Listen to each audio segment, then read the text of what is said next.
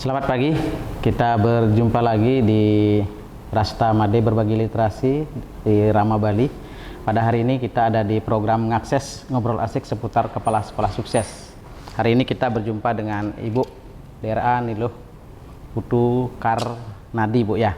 Oke, luar biasa. Beliau adalah Kepala SMP Negeri 1 Singaraja yang memiliki berbagai prestasi yang luar biasa. Jadi kita ngobrol dengan beliau. Selamat pagi, Bu. Ya, selamat pagi Pak Made. Selamat datang di SMP Negeri 1 Singaraja. Pada pagi hari ini cuacanya hujan-hujan ya. Jadi bisa juga nyampe di sini ya dari Sabang. Jauh jaraknya. Luar biasa. Jadi pada hari ini gini, Bu. Ini beliaunya dapatkan dulu pernah sebagai tokoh pendidikan Bali tahun 2015 ya. Nah, kemudian juga kepala sekolah berprestasi. Artinya dia personal brandingnya luar biasa. Nah, ada beberapa hal nanti Bu yang gini kan. Kalau saya sih manggilnya biasanya Mbok itu biar prinsipalnya Mbok ya. Nanti ada cerita yang kita ingin eksplorasi nih dari Mbok Niki sebagai seorang kepala sekolah hebat berprestasi untuk bisa menginspirasi, apalagi inspirasinya udah biasa nasional itu Mboknya. Nah, artinya tentu sih ada hal-hal yang sangat spesifik sekali, utamanya adalah gimana sih di era pandemi ini utamanya Mbok mengelola sumber daya yang ada, baik itu sumber daya manusianya, sumber daya material maupun sumber daya keuangan. Gimana Mbok ceritanya? Jadi begini ya, kita sih masa pandemi dengan tidak itu sebenarnya kami tidak ada masalah gitu ya, khususnya di SMP 1 Singaraja. Kenapa?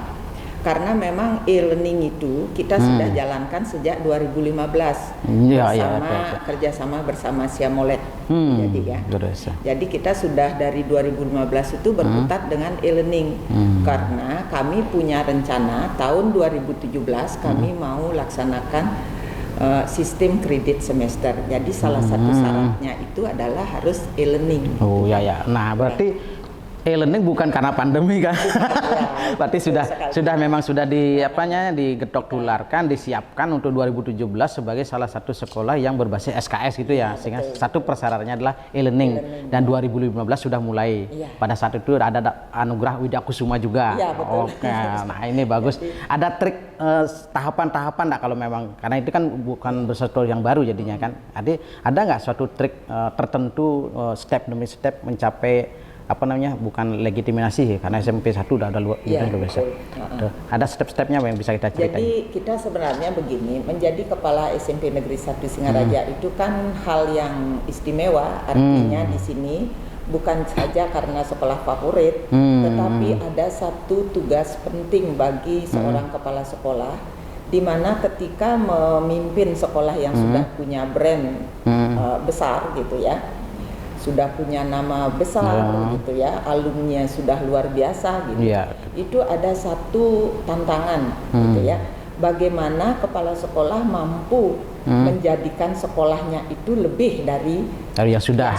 Nah, ini berat bener gitu karena masuk di sekolah yang sudah profil company-nya luar biasa itu kan, dengan alumni aja bahkan luar biasa juga. Ini kira-kira tahun berapa berdiri sama ini SMP-nya? Kalau berdirinya itu tahun 68. Waduh, gitu kan. Ini luar biasanya. Jadi memang kami sudah punya itu, kepala sekolahnya sudah ada. Saya kepala sekolah yang ke-9 itu ya. Jadi, yang ke-9? Iya. Wih, angka beruntung.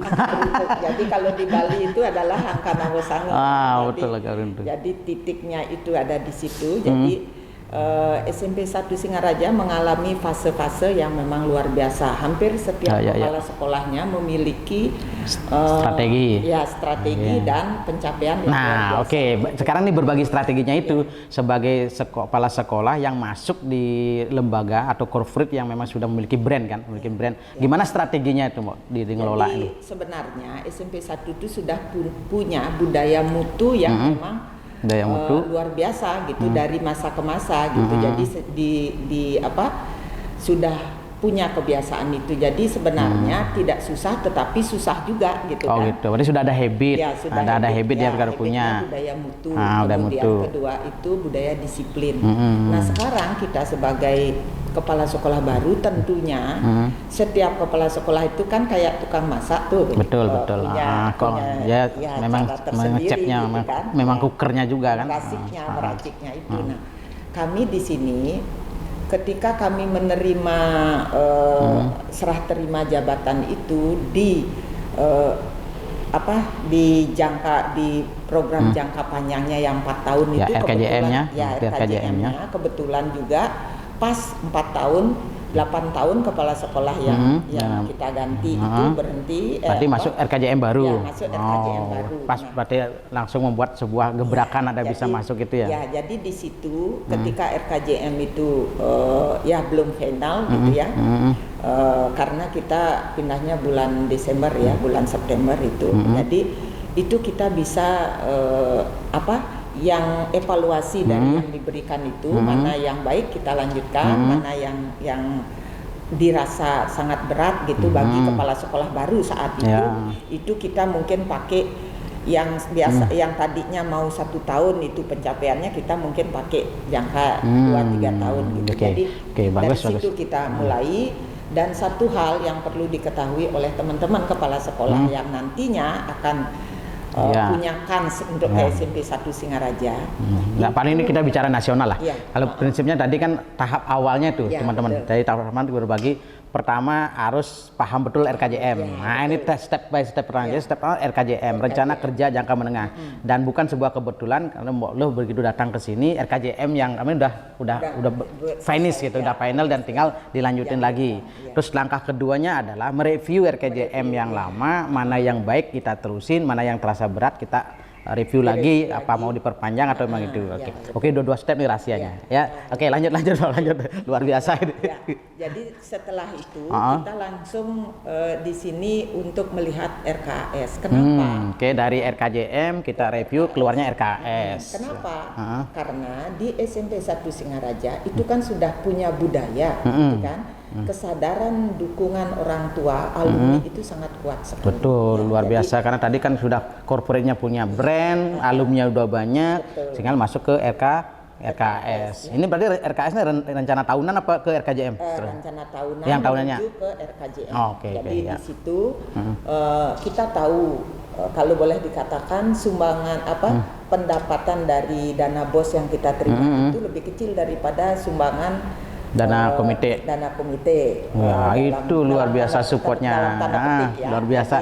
Jadi, kenapa? Karena kesadaran orang tua ketika SMP 1 sudah punya budaya mutu, mampu menghasilkan lulusan yang luar biasa, itu orang tua tidak tanggung-tanggung lagi. Tinggal satu yang harus dimiliki kepala sekolah sebagai manajer adalah keterbukaan, baik itu program kerja, kemudian keterbukaan tentang kurikulum kita. Pas program kita lagi ngobrol ngakses ke portal kepala sekolah sukses ini rahasianya ternyata yang keempat buka-bukaan. Buka-bukaan. Harus dibuka RKJM-nya, kemudian direview. Kalau yang mana bagus kita terusin, kemudian susun RKS dan buka-bukaan dengan komite. Sehingga dengan alumni karena memang budaya kerja disiplin kemudian kebersamaan sudah kemunculkan. Hebat, luar biasa. Ada lagi enggak triknya yang bisa dibagi? Setelah itu baru kita petakan gitu kan. Di sini guru-gurunya kan guru-guru yang luar biasa juga. Mereka dapat tempaan dari kepala-kepala sekolah yang terdahulu gitu ya. Nah, sekarang tinggal kita menempatkan sesuai dengan rencana kita gitu. Nah, salah satunya sekarang ini di masa pandemi ini adalah kebetulan ini SMP 1 ini sekarang gurunya itu adalah 30% itu sudah guru honor. Gitu. Oh gitu ya? Iya, jadi anak-anak muda nih kita punya. Berarti anak-anak milenial gitu kan? Iya, milenial gitu. Jadi di satu sisi walaupun dia honor, tetapi otaknya bukan honor. Ya, otaknya yang bukan honor itu. Dan itu dalam tanda petik hampir semua alumni SMP 1 itu anak-anak hebat sejak SMP kan. Hebat. Nah, itu mereka hadir gitu kan. Satu sisi mereka sudah punya komitmen fanatisme pada sekolahnya gitu karena dia berasal dari sini juga. Sudah itu terus gurunya yang mengajar pernah gitu. Jadi seperti kita di Bali lah. Berarti gitu, termasuk bagian dari pemberdayaan alumni gitu semacam itu ya. Jadi alumni hebat yang memang mau jadi guru ya setidaknya jadi guru di mana Anda berasal gitu kan. Satu tidak lagi ngelatih fanatisme diri, tapi bukan fanatisme sempit mau ya. Karena kelas sekolahnya ngaksesnya internasional. Oke, itu hebat. Jadi kita udah dapetin tuh rahasianya mulai dari RKJM kemudian sampai pemetaan. Jadi di pemetaan terakhir berarti kan ada organizing staffing, dan bukan sangat menarik kalau bilang sangat antusias atau mengupayakan teman-teman yang milenial karena memang pandemi memaksa itu kan. Ada nggak istilahnya selama ini kendala? Nah, kita bicara kendala nih. Kita kendala pasti tentunya ada ya. Cuman kita sudah biasakan. Kami tekankan gitu pada setiap siswa, setiap orang tua, setiap stakeholder semuanya itu bahwa ketika kita menjalankan program baru tertatih pasti, gitu kan? Di awal tertatih pasti, tetapi dari situlah kita berpijak untuk mencapai sukses. Jadi tidak ada kata gagal gitu ya. Tidak ada kata gagal. Ya, berarti ini secret banget ini, rahasianya ini deh. Kalau seseorang berpikir bahwa tidak ada kata yang gagal, maka pasti ada usaha, ada upaya. Tapi tanpa lupa doa itu kan. Iya, itu pasti. Doa, usaha, upaya tanpa gagal. Oke, luar biasa untuk mengatasi kendala yang ada. Jadi prinsipnya tidak ada sesuatu yang gagal. Nah, karena apa? Upaya yang sudah buat dengan teman-teman sudah ada analisis sebelumnya kan. Dari analisis RKJM, pemetaan, kemudian sampai muncul ke RKS dan dikuatkan oleh para stakeholder terkait, termasuk ini. Itu yang luar biasa sekali dari seorang Ibu Luh Karnadi ya, bisa berbagi akses hari ini. Dan mungkin ada satu tip untuk teman-teman kita gimana menjadi kepala sekolah sukses gitu. Ada tipnya bisa dibagi. Tipnya ini bagi perempuan khususnya nih. Ya, oke, boleh. Tapi saya nggak perempuan loh. Tetapi ini biasanya khusus kan. Jadi kadang-kadang masih gender itu ya. Sebenarnya kami ingin memberikan pandangan bahwa gender tidak membatasi gitu. Betul. Bagi perempuan sebenarnya semuanya bisa dilaksanakan. Malahan kalau perempuan itu berjuang, dia akan sangat gigih, lebih gigih daripada laki-laki kan. Betul. Itu. Nah, trik jujur betul, walaupun saya laki-laki ya. Ya benar. Jadi lebih ulet dia kan. Dia punya cara tersendiri untuk mencapai tanda kutip melumpuhkan. Sehingga jadi kita di sini sebenarnya yang pertama harus ada niat dari sendiri. Bagaimana kita punya prinsip melayani, jadi memberi surprise. Ketika kita menjadi pelayan itu tidak ada kata akan menyerah, itu kan.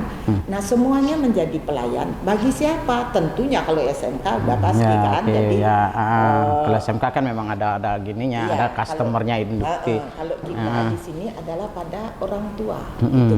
Nah, ketika kita mampu memberikan pelayanan pada orang tua, kemudian pada anaknya di sekolah, apapun yang program kita disambut baik.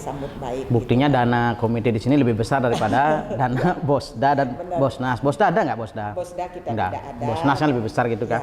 Bukan Bosnas. Dana masyarakatnya dari komite karena sukongnya luar biasa. Ya, jadi di sini di masa sonasi ini jangan pernah lupa kan. Kalau dulu SMP 1 kan memang kelasnya anak-anak yang mampu betul. semua kan. Sekarang ini kan sonasi. Sonasi kami di sini ini kan masyarakat kampung. Berbasis kecamatan ya. Kampung walaupun di kota tapi ada kampung. Ya, walaupun di kota ada kampung kan. Kami punya kampung Rose Garden yang namanya Tegal Mawar kan. Terus kedua, kampung Kali Baru yang namanya New River kami bilang kan. Jadi itu untuk membesarkan jiwa mereka bahwa mereka itu ada di lingkungan elit. Betul. Nah, itu gimana gitu loh kan. Berarti itu adalah subsidi silang kami di sini yang luar biasa. Jadi para orang tua yang mampu dalam tanda petik gitu kan. Jadi mereka mensubsidi silang ketika melihat temannya di satu kelas itu ada yang kurang mampu seperti itu misalnya, efek sonasi dulu ya. Iya, efek sonasi. Jadi ketika sonasi kami memberlakukan paguyuban kelas itu dari kelas 7 sampai kelas 9 di kelas yang sama. Jadi tidak ada perpindahan. Itu kenapa dasar pemikiran kami supaya mereka menjadi satu keluarga. Jadi mereka yang mensubsidi silang itu tahu uangnya kemana gitu. Misalnya kita ada beli baju kelas gitu kan, anak-anak kan fanatisnya di situ. Nah, mereka akan bilang orang tua itu, saya beli 3 Bu untuk si A, si B, Oh, si berarti C. sudah ada konsep berbagi. Ya, ini jadi luar biasa ibunya ini, walaupun sudah mau mendekati pensiun ya Mbak ya, benar. mau pensiun, tapi semangatnya masih luar biasa. Di masa pandemi dihadapkan pada suatu, bukan musibah sih kalau kita bilang, SMP 1 ini dulu kan para orang-orang hebat dari setiap SD yang ada di seluruh Buleleng masuk ke sini. Sekarang dengan zonasi dibatasin sehingga kampung kota bisa masuk. Nah, kan kampung kota. Tapi ini menjadi bagian tersendiri yang hebatnya juga sih. Mbok kita, mbok kita hebatnya luar biasa. Berbaginya itu di sini luar biasa. Oke, betul. Gitu kan? Okay. Nah, di samping itu juga kita ini mungkin perlu diketahui ya, kenapa anak-anak kami dari SMP 1 Singaraja di masa pandemi ini orang tua juga tidak menuntut untuk sekolah tatap muka. Ya, karena sudah gitu e-learningnya 2015 itu pada kita punya itu. aplikasi. Kita nanti punya waktu lain kali, next time ya, eksplor lebih banyak lagi program-programnya. Kita sudah dapatkan nih tadi 5 rahasianya. Pertama mulai dari RKJM, kemudian buat review pemetaan, selanjutnya kita susun RKAS bersama, dan paling penting adalah berdayakan orang tua siswa dengan cara keterbukaan. Oke, berarti dalam ngakses ini loh karena dibuka-bukaan. Terima kasih, sampai jumpa di Rama Bali berikutnya. Thank you.